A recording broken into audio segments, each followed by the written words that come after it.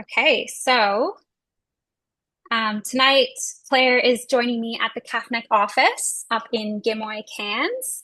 So we are calling in from the unceded lands of the Gimoy, Wallabara, Yidinji peoples, and I'd like to pay my respects to their elders, past and present, and extend that respect to all Aboriginal and Torres Strait Islander peoples across far north Queensland. It's important that we remember in calls like this and all the time that every development that takes place in this country happens on land that was stolen from First Nations people who were also the first environmentalists of this continent. It always was and always will be Aboriginal land.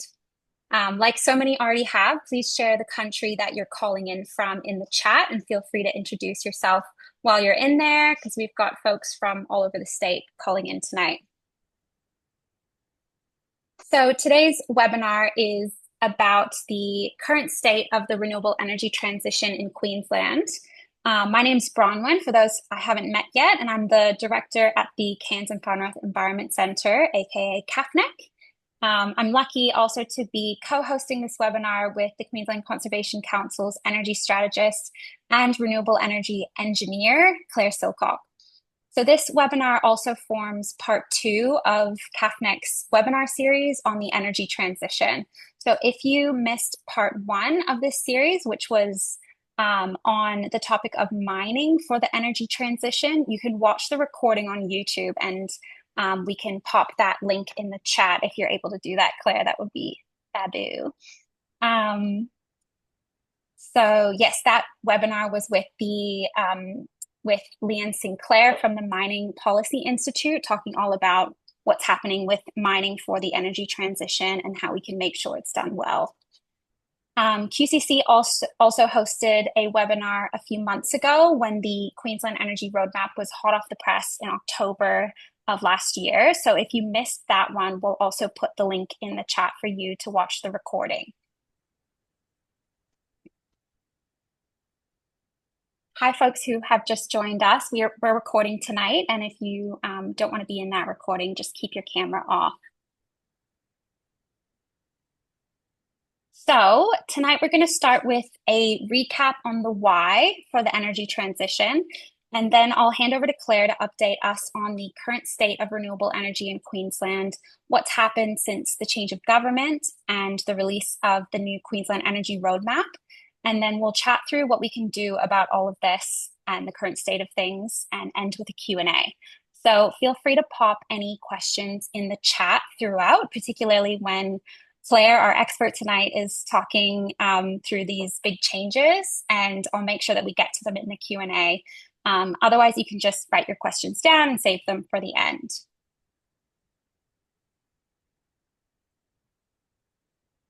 So I know this is probably not new information to most of you, but we all come to these webinars with different knowledge levels. So I'm just going to quickly recap on why it's important that we transition our energy system away from fossil fuels. So back in the 80s, fossil fuel giants Exxon and Shell both came to the conclusion that the way we were pumping CO2 into our atmosphere as we burned fossil fuels as our main source of energy production would lead to global temperature increase. They, of course, ended up burying this research and spent a lot of PR money since then, convincing everyday people that the science on global warming, or as it's more commonly referred to now, climate change, wasn't real. Since then, the science on climate change has only gotten stronger. As a global community, we established a target of keeping average global temperature increase above pre-industrial levels at 1.5 degrees Celsius by the end of the century. And 1.5 degrees is what we commonly refer to as a safe climate future, because anything higher than that would spell massive trouble for our communities and the ecosystems that we love and depend on around the world. Unfortunately, due to insufficient action to reduce emissions of greenhouse gases, we've already hit 1.5 degrees, and we're on a global pathway towards 2.7 degrees by the end of the century. Here in Queensland, we're seeing major temperature stress to multiple ecosystems at 1.5 degrees, including upland rainforest, which is really important habitat and climate refugia for so many beloved species here in far north Queensland. And if we don't act to reduce emissions, we will see 100% of Queensland's high altitude rainforests under temperature stress under the current trajectory. So this is the why on why we need to transition. And for beloved wet tropic species like the ringtail possum, more frequent and intense heat waves and hot days are directly responsible for the population decline that we're seeing for species that live in our World Heritage Area.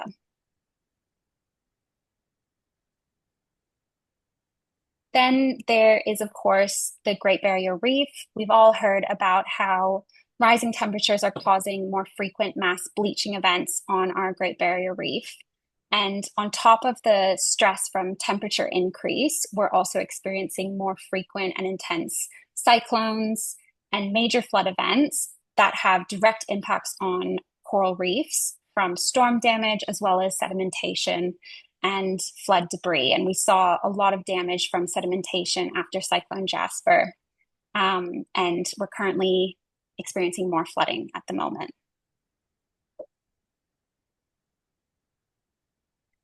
So there's obviously, so many examples of our incredible biodiversity in Queensland bearing the brunt of our collective inaction on climate change. And so many of you are wildlife carers, catchment carers, nature lovers, and we're all seeing these impacts firsthand.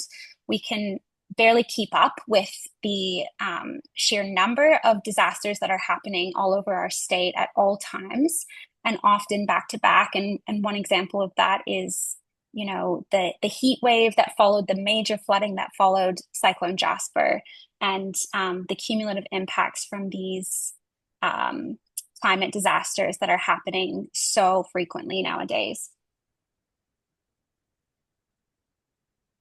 On top of this, we're still seeing huge amounts of land clearing in Queensland for all kinds of development, which is worsening the biodiversity crisis.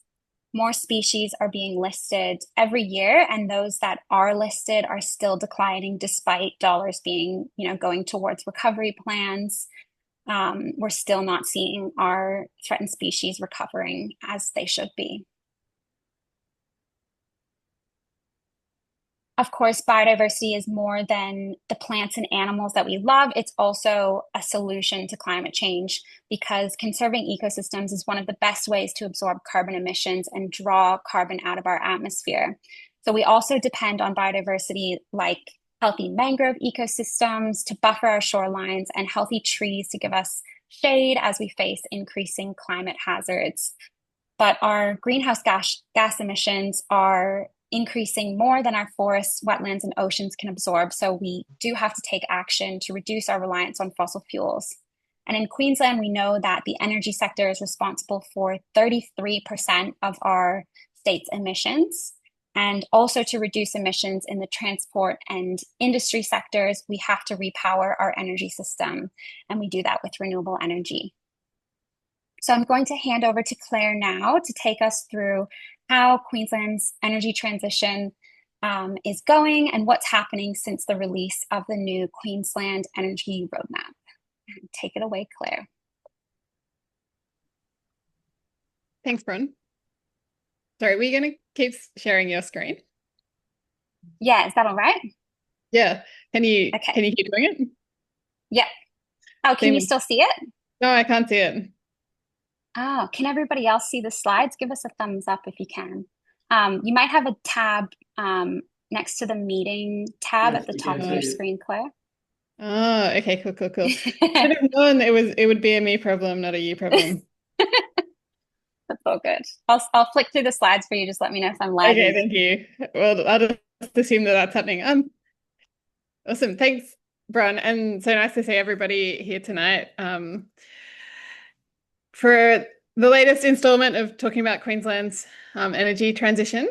And yeah, thanks to Bron for the grim recap of why we need it. I'm going to start with a slightly more positive recap of where we're at with renewable energy in Queensland. So in 2025, 33% of energy generated in Queensland was renewable energy. That's from people's rooftop solar as well as large-scale wind and solar. And this has driven down emissions. So this is kind of also a grim stat that of all the sectors in Queensland's economy, only electricity and land use change and forestry are lower in emissions in 2023 than they were in 2005. But the small silver lining is that it could be even grimmer than that. Without renewable energy in the system, emissions overall in Queensland in 2023 would have been nearly 10% higher than they were. But that's a pretty extreme hypothetical because we just wouldn't have had enough energy to meet demand without building new renewable energy. And we're now approaching the point where we have to build new renewable energy to replace our aging coal-fired power stations. Queensland is often talked about as having the youngest coal power station fleet in the NEM, which is kind of meaningless without a comparator or without an absolute. So I'm the youngest of my siblings. I don't describe myself as young full stop anymore. And that is the same for Queensland's coal-fired power stations. I am the same age as Callide B, which is supposed to retire in 2028, which is its designed retirement life. And the owner of Gladstone, which is actually the oldest power station in the NEM, announced last year that they wanted to close in 2029 because it's increasingly unprofitable and hard for them to operate. We monitor the breakdowns of coal-fired power stations across the NEM, and over the last year in Queensland, there's been more than 100 unplanned breakdowns across the power stations, particularly Gladstone and Callide C are the worst offenders. So we've got the climate imperative, we've got the climate action imperative and federal renewable energy targets, as well as the coal unreliability. So that's why we have this interest in building renewable energy in Queensland. And this graph here shows that we have 7.5 gigawatts of large-scale renewable energy. I know gigawatts can be a fairly meaningless term, but for context, we've nearly got as much solar as coal capacity-wise in our system. And to get to 80% renewable energy by 2035, the Queensland Energy and Jobs Plan forecast we'd need 25 gigawatts of renewable energy, so just under triple what we have now. And because the development timeframes for renewable energy are quite long, we already have a significant amount of projects approved, but not built yet. We're monitoring major projects of around 17 gigawatts of wind and solar approved at a state level and mostly approved at the federal level as well. So this would take Queensland renewable energy percentage to above 70%, depending on demand growth. And some of these projects are already under construction as well. So Lotus Creek is pictured here in central Queensland, and Boulder Creek in central Queensland is already being approved and constructed. And we're monitoring these projects specifically because they do have material environmental impacts. If these 17 gigawatts of projects were built, there'd be at least 13,000 hectares of vegetation cleared in Queensland, and a lot of it would be remnant. For comparison, in 2023, the latest data that we have, there was 71,000 hectares of remnant vegetation cleared across Queensland out of a total of 323,000 hectares. But as Bron has discussed, to take climate action, we need to stop clearing land, especially stop clearing remnant and threatened species habitat to give our precious ecosystems a chance to survive. So we were campaigning for the assessment processes to be updated, particularly in Queensland State Code 23. We also need to stop the development process where individual developers just propose projects the closest to the transmission line and best wind resources that they can find. And we need to assess them cumulatively. So that's why we're also strongly agitating for a regional planning through renewable energy zones. Many of you will remember Queensland's 3 primary coloured circles of renewable energy zones circa 2021, which didn't deliver really any benefit to anyone. But in the dying days of Queensland Labor, they did update State Code 23 to have a more rigorous environmental assessment. And after the Energy and Jobs Plan came out, the government was also moving towards a renewable energy framework. So on the next slide, there was a picture of what those renewable energy zones looked like after the architecture to allow them to happen was set up. And so this is for North Queensland, where there was an in-flight res declared that had predominantly been built out by Cairns and Mount Emerald due to transmission constraints, only probably one other large project. And you can see that the later renewable energy zones that the government was consulting on were around Flinders, near Hewenden, and near Collinsville. But the res management plans for these projects were not produced before the October 2024 election, and solar and batteries were still being assessed at a council level. So we weren't seeing the speed of progress that we wanted. We certainly saw a change in the speed of policy decisions being made once the LNP government was elected. They announced, again, changes to State Code 23 in January 2025 after the October election, and proposed to call in the Moonlight Range wind farm in the same month, which was ultimately cancelled in March 2025. Since then, there's been another 5 wind farms called in, of which 3 have been approved. And the forest wind legislation, which allowed a wind farm to be built in a state forest pine plantation near Maryborough, has been revoked. There's also now been several large-scale batteries called in for assessment by the Deputy Premier as the Planning Minister in Queensland. And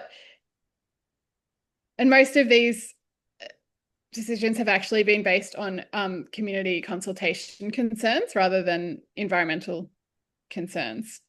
And the contrast to how the LNP government is approaching all other types of development is stark.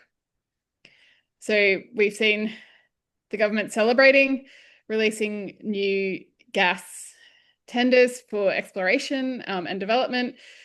There's often news articles about areas the size of Singapore being released for gas development, which is apparently a good thing, as is more gas and coal exploration licenses. And what we haven't seen is the government follow through on any of their promises to, for example, stop drilling for gas on the Condamine alluvium, which in the face of farmer pressure on the Darling Downs, the LNP actually did commit to as an election promise, but suddenly, surprisingly, haven't got around to doing yet. But they have been busy proposing a lot of contentious infrastructure development, like the first provisional priority development area in Port Hinchinbrook, which I'm sure is more familiar to a lot of people up here than to me, but as well as a cableway up to the World Heritage Rainforest in Springbrook, and a music festival site in the interurban break in southeast Queensland. They've also changed the laws so that Olympic developments can bypass all the environmental and cultural heritage laws that they would otherwise usually have to go through. So it's pretty clear that the government doesn't care about community sentiment or environment except as it pertains to their image. And one of the things that we do know that they know is that most Queenslanders want to see climate action.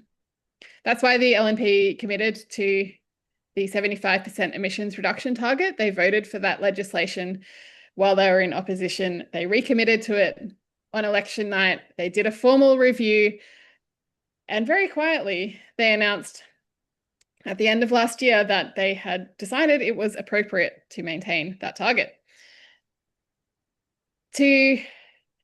Under that legislation that the LNP voted for, they have to release sector decarbonisation plans to show how they're going to get to the target.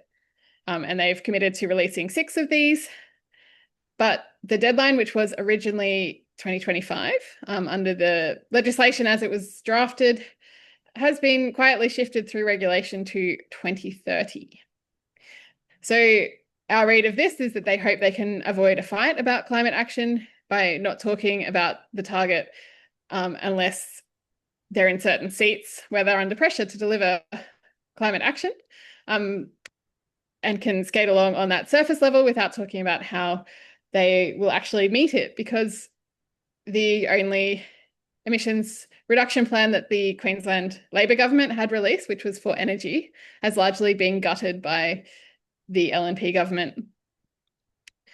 So the bill that introduced our renewable energy targets has been repealed. So we have no renewable energy targets. Instead, we have an energy roadmap released in October last year, which extended the life of coal-fired power stations. Compared to the Energy and Jobs Plan, this was by up to a decade of extension. That mostly put the coal-fired power stations still within their technical life, except for Gladstone and Callide B, as mentioned earlier. So Callide B has extended its life by up to 3 years, and the energy roadmap doesn't plan to replace Gladstone in 2029 sufficiently. The energy roadmap is also really lowballing the amount of projects that people are developing in Queensland. For all technologies except for gas, there are more projects already approved and likely to happen in Queensland than the energy roadmap thinks will be built by 2030.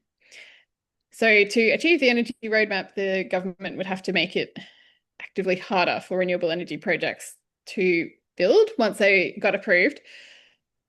And one of the ways that they're doing this is making the investment climate more difficult in Queensland by making it harder for renewables to get approval. And the way that they've done this is that all renewable projects are now impact accessible. We have an updated state code 23 for wind, and also new state codes 25 and 27 for solar and batteries. Projects now have to sign a community benefit agreement with the local council before a development application is submitted, which is a change in the timeline of developers' processes. So often they would want to have their approvals fully set in before they commit to community benefits, so that they know the exact size and time frame of the projects. The thing is that these are actually quite good changes to project assessments. We would like to see a standard assessment for solar and batteries. This is industrial scale developments that is not appropriate for local councils to be approving with their mishmash of regional plans that may or may not have been updated. And it's good for communities to have certainty on benefit and for the impacts to be assessed through a proper social impact assessment. The annoying part is that these only apply to renewable energy projects. For comparison, just a tiny coal mine that only has 2 megatons of coal extracted per year is able to avoid a full EIS. And the other thing is that the government often talks about the impact of this improving the environmental assessment, but it's actually been only changes on the social impact assessment. And we've seen a return to regional energy hubs of 3, with which there are 3 in Queensland. So we're basically gone back to the circles on a map approach to regional planning of renewable energy in Queensland. Sorry, Bron, we can go to the next one. Just to give a bit more detail on what those community benefit agreements mean. So the government has taken a lead from New South Wales, which set out a appropriate contribution of projects per megawatt per year for a community benefit fund. So it's between $850 to $1,050 per year per megawatt. When we're talking about these projects, they're 100 to 500 megawatts. So that's a reasonable amount of money per year that the project operates for, so for 20 to 25 years. And the developers are also now out in communities doing social impact assessment, which has standardized the way and the opportunity for people to engage with projects which had historically been more secretive than we would have liked to see. The councils, it also then puts the onus on and responsibility on the councils to distribute those funds and to work with their communities to decide what is the most appropriate way to spend those funds to get legacy benefits for the community. So the list of councils that I have so far found community benefit agreement, policy agreements for is on this slide. So Isaac, Gladstone, Toowoomba, Western Downs, North Burnett and Flinders. More are coming out kind of every month, so that might be an incomplete list. But the work that I will plug here is the Community Power Agency on regional benefit sharing, because the reality is that in Queensland, where we have huge councils now amalgamated, that there's no guarantee that a renewable energy project in one corner of a local council area will actually see those benefits come back into that community in the way that they would like if the project goes into a full council pool. And so that's one of the real opportunities for influencing the way that renewables are rolled out to actually deliver legacy benefit for the people who are impacted by working with those local councils. Then there's also, that's the top line level of renewable and climate policy in Queensland, but there's also quite a lot of details going on underneath the surface. So the Queensland Investment Corporation has taken majority ownership of Tilt Renewables, which is a big renewable energy portfolio across Australia. The QIC is government owned, but so the government is its shareholders, but it is not on the budget books of Queensland. And so this is a real departure from the approach where our government owned generators like CS Energy and Stanwell and Clinco were investing directly in renewable energy. And we've actually seen a number of moves by the government to pull those government-owned generators out of renewable development. So we've seen Clinco pull out of the Moa Creek wind farm in central Queensland, and also Stanwell pull out of investing directly in the Toorong West wind farm. These GOCs might then sign a power purchase agreement, but they will not get the benefits of ownership, both in terms of how those projects are built and any potential profits. Just introduces another middleman into those profits. In even more nerdy energy things, the copper string line between Townsville and Mount Isa is being built from Townsville to Hughenden in the first stage.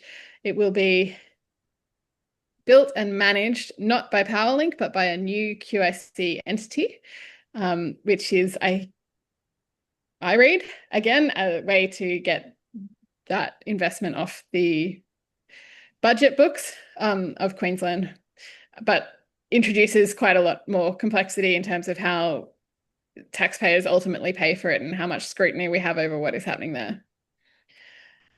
The LNP government have also committed to developing a developer code of conduct, which the federal government has said they will do as well. So we're waiting to see which one goes first there. Hopefully they're working together. And Coexistence Queensland, which sprang up out of the Gasfields Commission, to try to help landholders deal with the energy transition, is working on a targeted energy information program with a pilot in the banana region, which was one of the areas that was most developed for a renewable energy zone declaration. But we haven't got any further clarity on whether a renewable energy or regional energy hub is likely to be declared there, or actually what that program will mean, except that, Coexistence Queensland gets to keep doing something. So I'm going to hand back to Bron on what this means for Queensland's climate and energy going forward. Thank you, Claire. So what these changes mean is that we're essentially slowing our ability to reduce emissions as the current roadmap keeps coal on for longer and brings new gas into our system. So we're doubling down on fossil fuels. We're also seeing the increasing privatization of energy generation. As Claire was saying, when we're seeing a private sector-led transition rather than a transition led by government-owned energy corporations, the risk is that we're relying on the private sector to site and build renewables responsibly rather than having it be a government-led initiative. The regional scale planning that we saw starting under the previous Energy and Jobs Act for Queensland's renewable energy zones has been halted, and now we're back to these high-level crayon on paper regional energy hubs that don't give us, or developers for that matter, enough information about where energy projects will be rolled out. So all in all, our current energy transition will bring us nowhere near our legislated target of 75% emissions reduction by 2035. And what we think is happening is that the Queensland government is banking on us not realizing that this promise of climate action is nothing more than a bit of smoke and mirrors. But there is other work afoot that gives us hope. So the Queensland government has developed a methodology for bioregional planning. So this is mapping areas that should be protected against where development is likely to occur. So they're going to release 3 pilot plans mid-year, and you guys might have heard about these bioregional plans already. It's been a thing in the works for a little bit now, but we're hopefully going to see them mid-year. Unfortunately, these plans are for guidance only. So that means development proponents can see them, communities can see them, but they won't be tied to any development assessment processes yet. And that's because they're being implemented under our old federal nature laws, our old EPBC laws. In those old laws, there was a provision for bioregional planning to provide guidance only. But under our new EPBC laws, our federal government is developing a new national environmental standard for bioregional planning, which, if we're lucky, would theoretically be tied to the assessment process. So that would also enable it to be rolled out more widely than the current 3 pilot areas in Queensland. And what we're hearing is that we should see those standards by the end of the year.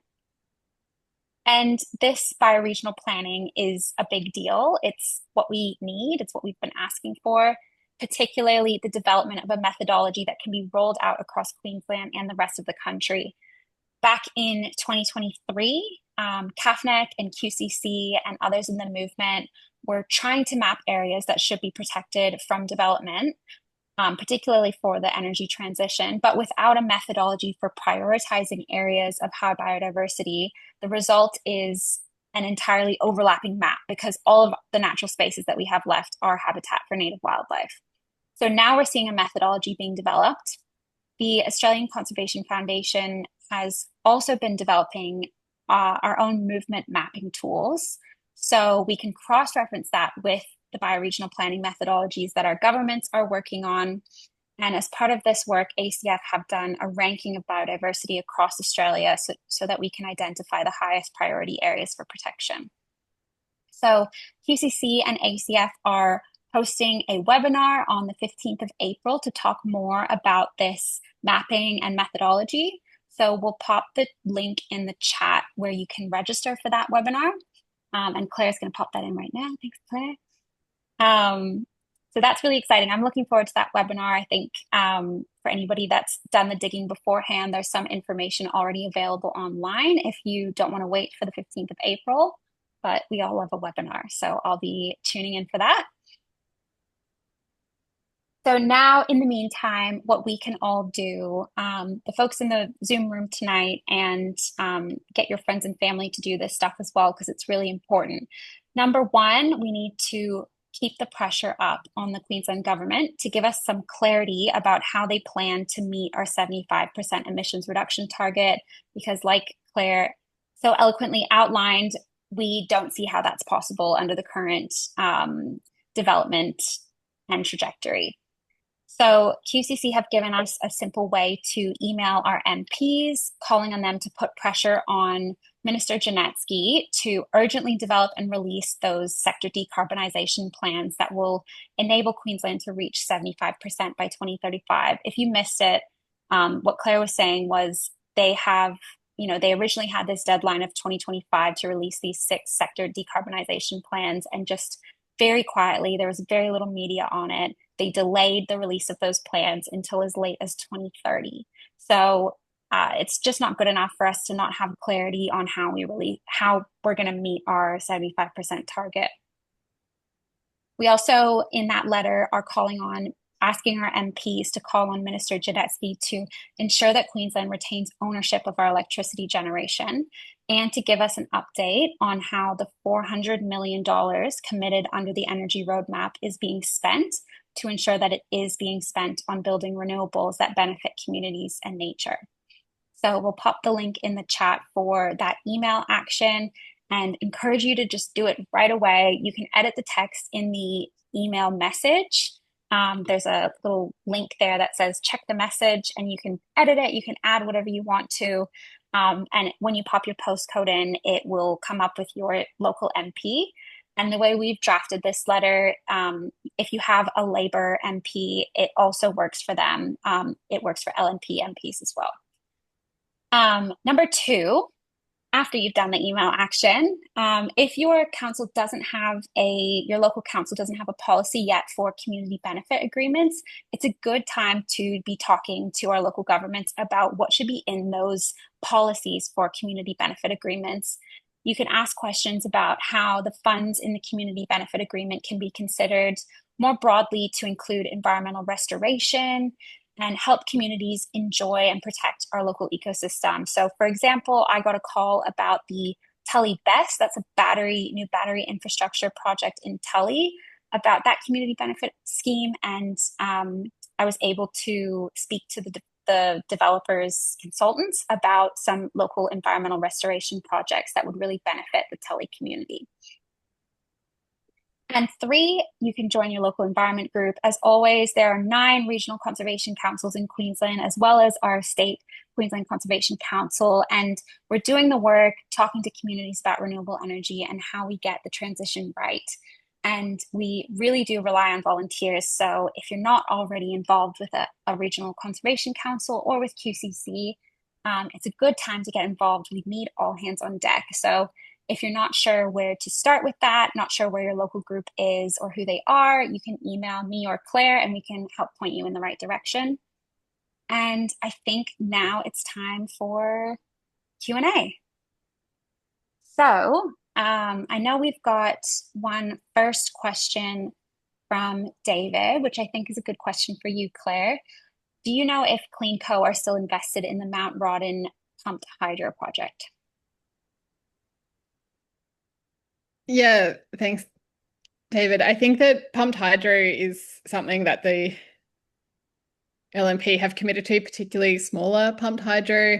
They obviously cancelled the massive Pioneer Burdekin scheme, but have publicly said that they are committed to smaller pumped hydro.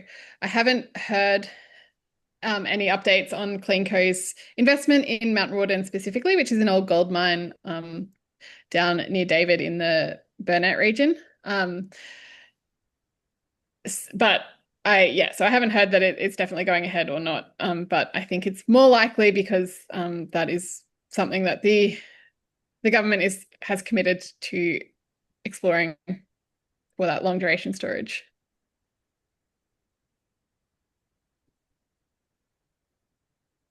Claire. We've got another question from Margie. Margie, do you want to jump off mute and ask the question, or should I read it out?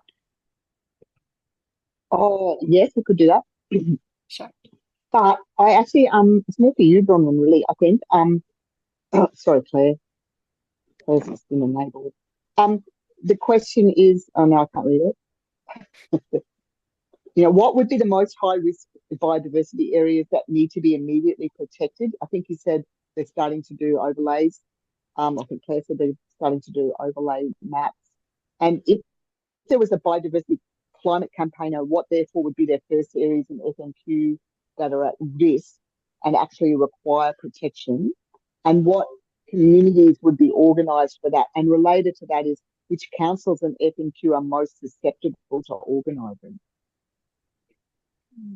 I might take a stab at the first part, Maggie, and then pass to Bron on the FNQ context. In terms of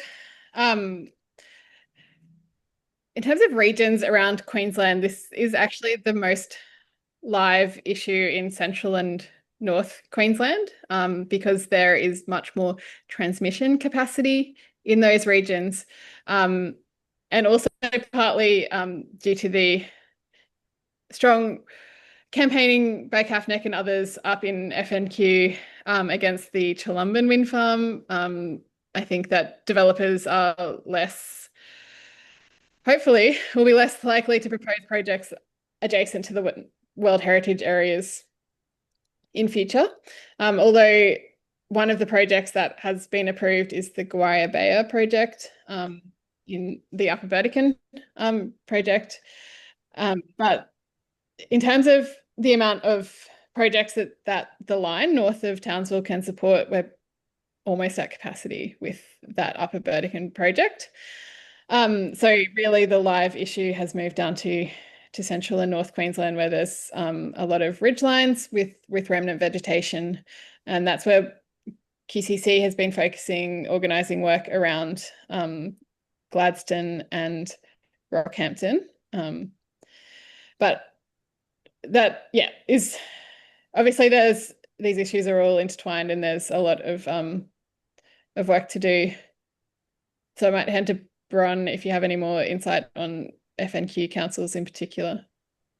Yeah, and just to add as well, one of besides, I guess, the large scale wind developments that, as Claire outlined, are not a major threat to Far North Queensland as much as they are in North Queensland and Central Queensland anymore since we shut down Cholumban. The big threat up here is mining to support the transition. And I'll again plug that webinar that Lucy did with the Mineral Policy Institute that talks about kind of what the threat is, if you haven't seen that yet, Margie, what the threat is from mining for the transition in Far North Queensland, and also what kind of policy we need to make sure we get over the line so that we can make sure this what they're calling critical mineral mining is actually for the energy transition and not for war and other nefarious things. So there's a lot of work to be done in that space. And as Claire said, the way that the Queensland government is approaching development, they're putting a lot of onus on renewable energy developers to do due diligence and not so much on mining developers. So we've got some work to do in that space. Hopefully that answers your question, but happy to take your call anytime, Margie. Let's go to David.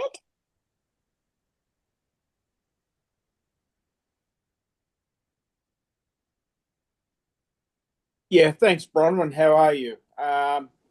This is David Arth from Maryborough Wide Bay Environment Council.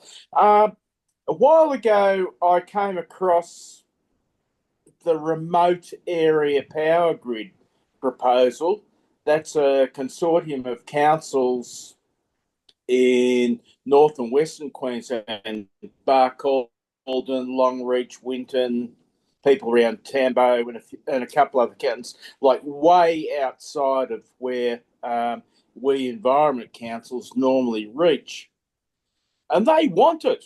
they want renewable energy because they're thinking, hey, you know what? If they build a great big transmission line from Hewenden down to the grid down at, say, going across to Billawheeler, then that means that a whole lot of farms out that way can put up wind farms and solar farms and connect to the grid. That's what they're missing. They've got businesses, they've got oodles of land, they've got uncertain incomes because of climate change. They want to be able to rent their properties to renewable developers, but unfortunately, they're sort of, well, they're literally off the grid at the moment. I'm sorry, I'm presenting this as all old white guy assertions, but that's what I understand is the situation. Are there any communications happening with any of these people? And if so, are the signs good, bad, or indifferent? Yeah, thanks, David. The proposal that David's talking about is, rapid, so remote area power and grid. I don't know. And it is basically building a line from Hewenden through Buckhaldon to Gladstone. And I think that the way that I think about it is that that is a solution that we should be looking into for decarbonising our industries and export industries. If we want to be serious about green steel or green hydrogen to replace Queensland's export industries, and also it's a massive global climate opportunity. I think it's Ross Garnaut, same area, has estimated that 8% of the world's emissions could be cut if we produce green steel in Australia. But that is a long-term view.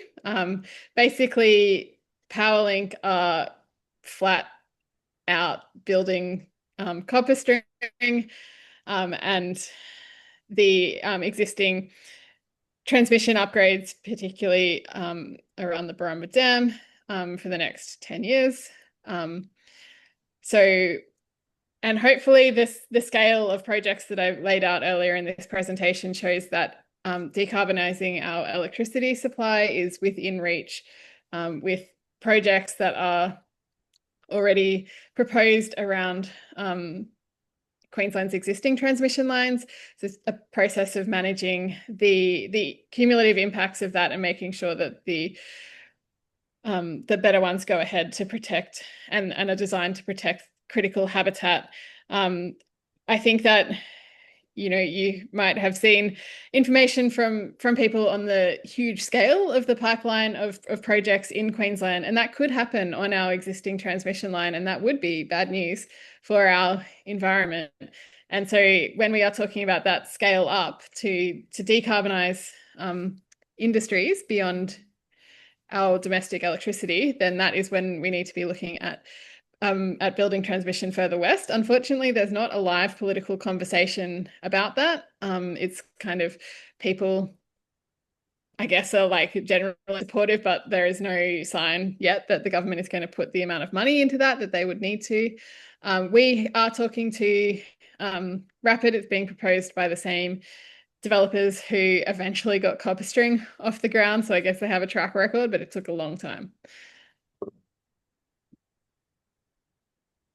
Thanks, Claire. We have a question from Tony about Coexistence Queensland and whether they're supportive of the renewable energy rollout. Yeah, thanks, Tony.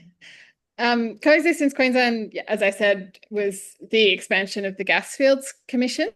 So they see their role as basically, I would say, facilitating development.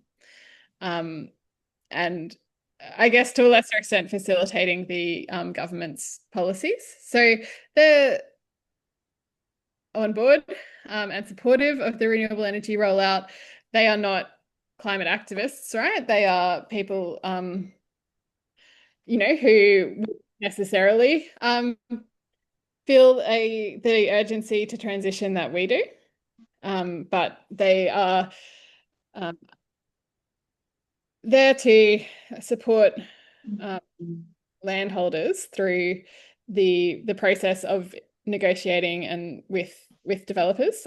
So on balance, I think it's positive, and the main risk I see is it's slow and bureaucratic and not necessarily responsive to what communities actually need. Thank you, Claire. We've got a question from Sarah. Hi, Sarah. The question is, have we maximized the production from solar rooftop? This appears to be less destruction to the environment, though does involve production of solar panels. Yeah, thanks, Sarah. I think that's a good question. And we actually did some research last year into this. And no, we haven't maximized production from solar rooftops. A couple of glaring markets that we haven't been able to get into are rented houses. So the amount of rental households that have rooftop solar compared to owner occupiers is just like an insane discrepancy.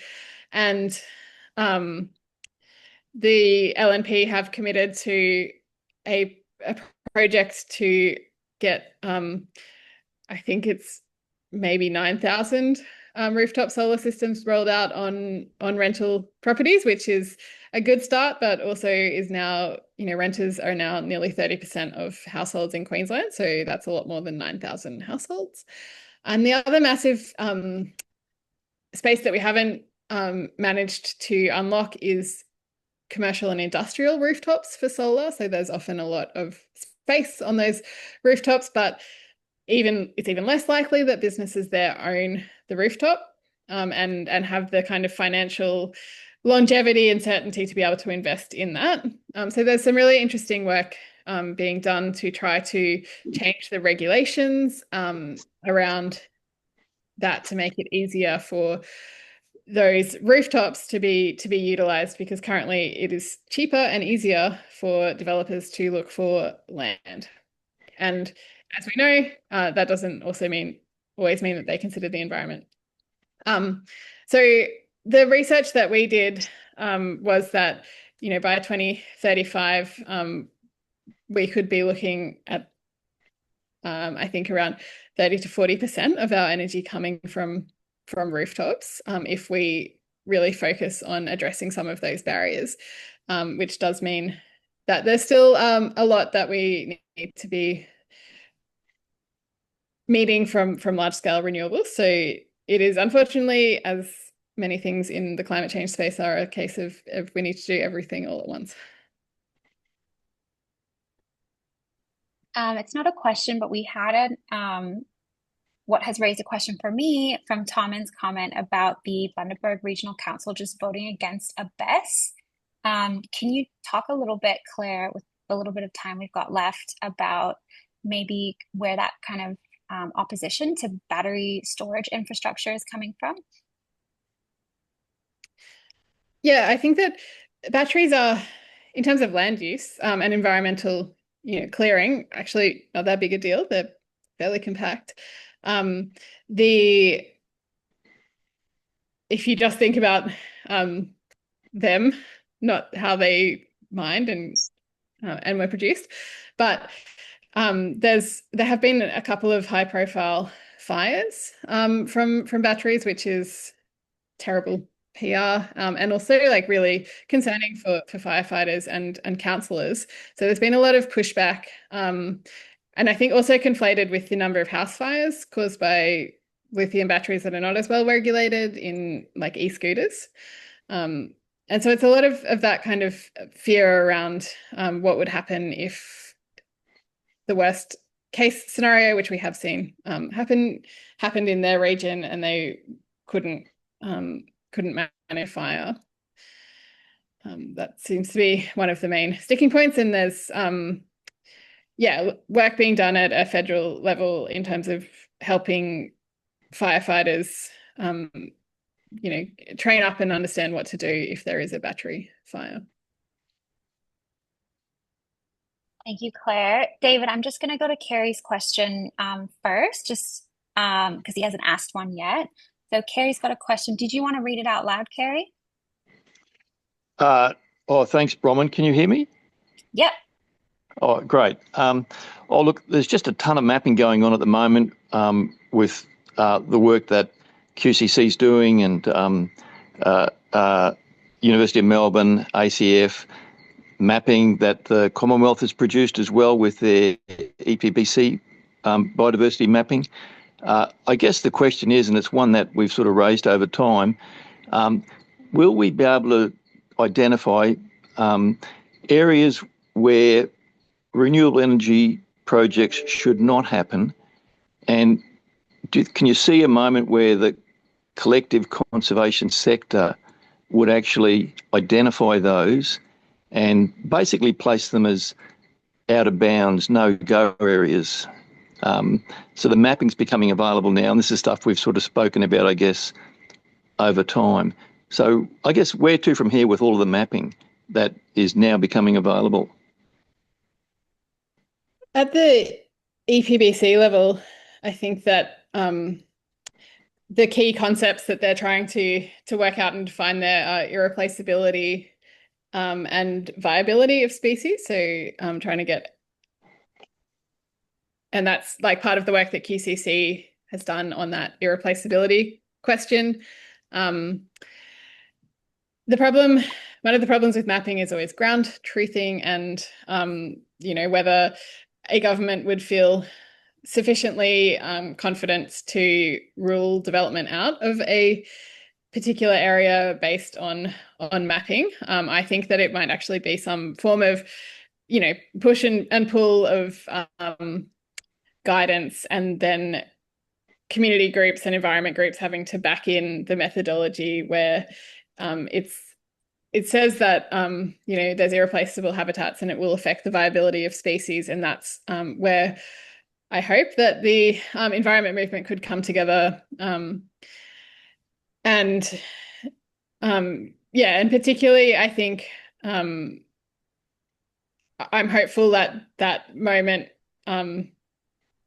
is coming because of the progress that the transition has made, and the point that we're at now, as I was saying earlier, that like if we are approving heaps and heaps more projects, then that is, a scale up for like decarbonizing our industry, and that is when we need to be really thinking about building new transmission, because it is not possible to put that all in to our existing transmission. We'll have to upgrade it anyway, and to upgrade it into areas like this mapping will show that are less biodiverse would be the better outcome for nature.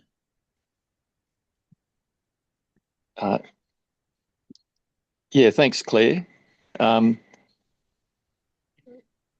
I guess I'm wondering whether the rather than the government, whether the environment sector, but with all of this mapping, would get on the front foot and produce maps that would indicate, say, to the industry that there's areas here that seem to be very high biodiversity that industry largely should not look at. Sort of stuff that Brendan Wintel's been talking about, and also Jack Redpath. It seems like, from what I've seen, that industry is highly unaware of configuring biodiversity into their project development, and it's just, I guess now there's a moment where we're starting to gather the data where we can provide that information to industry. Yeah, and I think that there's been a lot of discussions with industry that we've had and that ACF have had, and I'm hopeful that that means that we have a more coherent approach. But I think it does require the government and the weight of kind of the government to come in with the methodology as well, to actually get the industry on board. But we will talk about this more in detail on the 15th of April. Yep. And there's also the Net Zero Australia project is having a webinar with Brendan Wintle on Thursday next week at 4 p.m. Google that if I don't find the link in the next minutes while Bron wraps up. Yeah, thanks, Awesome. Claire. Thank you, Carrie. Great question. We've got one hand up from David. We're just a little bit over time, David. Is it a question? It's a quick question. Cool. Is there? We've heard a lot about battery fires from mostly those lithium-ion batteries. That's ION, and they're they're the small-scale batteries like for e-scooters or mobile phones or your Kindle or whatever. And when they're, in particular, they seem to be on dodgy chargers like your home plug-in charger. However, I understand that the big stationary batteries like Tesla, if not Tesla Megapacks, other big batteries are a different chemistry. They're lithium ion, IRON, not ION, phosphate, LFP batteries with a different chemistry. Are they as fire prone as the little dodgy e-scooter batteries, or are they a bit safer? And are the people in Bundaberg confusing the two when they object to batteries, to large-scale batteries? That's my question. Thanks, David. I'll try to answer that. I think that your point about the chargers is right, like about lithium-ion batteries in homes. And it's also that the way that the large-scale batteries are constructed, they are set up in a way that avoids runaway fires. So in the fires that have been seen, then it hasn't been runaway, destroy it. It's been able to be contained to a few cells. But so partly yes, but partly also we have seen 2 major battery fires, and there's not that many batteries installed in Australia. And one of them was in Bouldercombe. So I would say that it's also there's some reason why people, particularly around central Queensland, are concerned, even though that the Bouldercombe battery fire was able to be constrained. So it's another case where the renewable energy industry needs to pick up its game, but it's also being weaponized by and dragged down by association from other interests. Thank you. Awesome. Well, I'd love for all of us to give big claps to Claire for such an informative webinar tonight. Thank you so much, Claire. We're so lucky to have you. And thank you all for joining tonight.